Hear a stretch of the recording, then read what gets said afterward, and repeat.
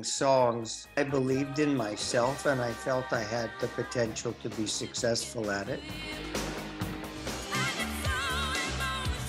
It was really a great passion I had. I've always written poetry, and I just like to pick up a blank sheet of paper and a pen and just see what pops into my head, see what comes pouring out. I just automatically think in song form when I'm writing. A good song can be produced in many different ways. Some of my best songs fit into that category, that they could be done again and again and in whatever is the current style. History repeating.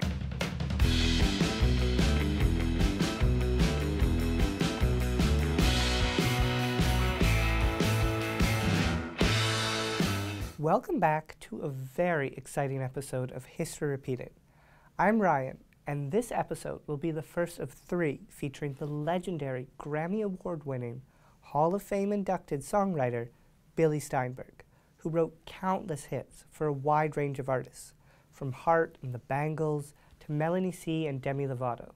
However, his first #1 hit was also the first #1 hit for the biggest female star in music history.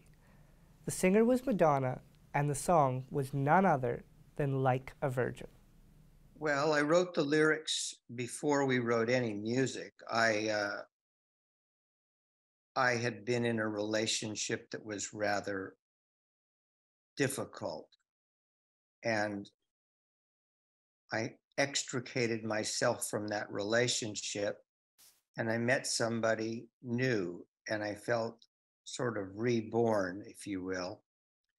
And so I wrote, I made it through the wilderness. Somehow I made it through. I didn't know how lost I was until I found you. I was beat, incomplete. I'd been had. I was sad and blue, but you made me feel shiny and new, like a virgin. So it was really just telling the story of what I had been through and where I was in my life. She just copied our demo.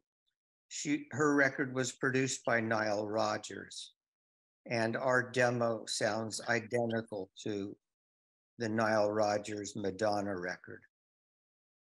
They used it as a blueprint. Well, I had a good feeling about it, you know.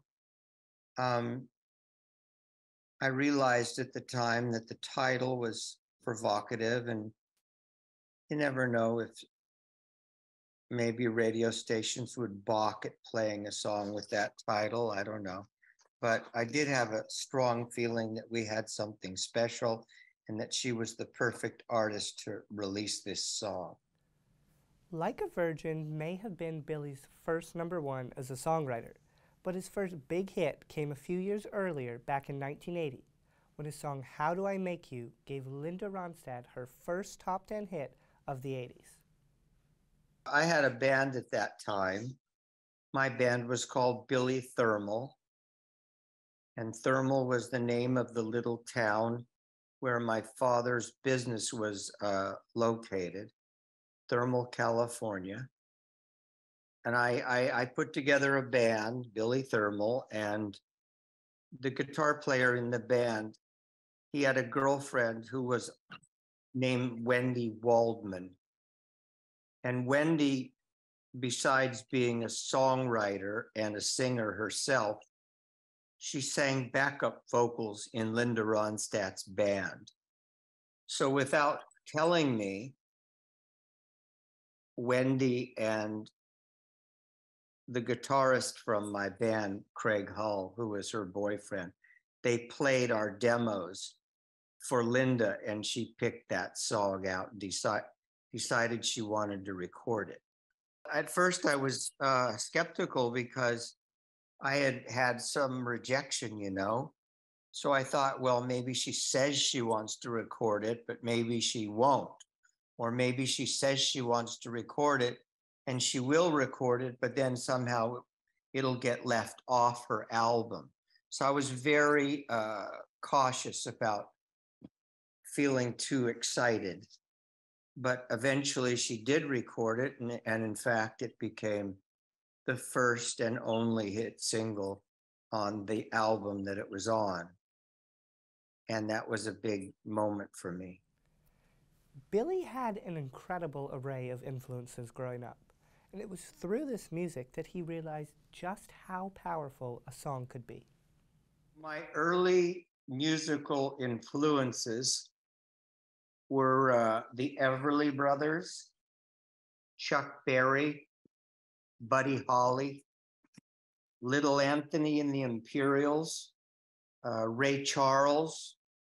I just think they triggered my love for music, and they made me realize how much power a song had over me and how much emotion a song could evoke.